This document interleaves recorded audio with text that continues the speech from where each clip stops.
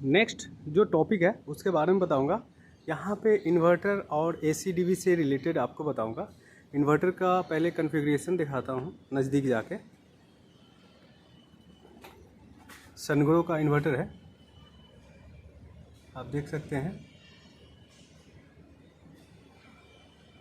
मैंने जो last time बताया था आपको 110 kVA का, ऐसे सनग्रो अपना सीरीज निकालते हैं 110 CX के नाम से। आप देख सकते हैं 100 किलोवाट में आता है तो 100 किलोवाट आएगा। अगर DC देखते हैं तो 100 किलोवाट आएगा।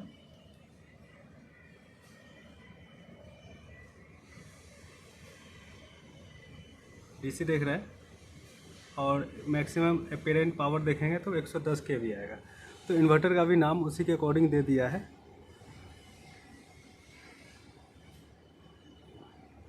तो यहाँ पे आपको बता देता हूँ,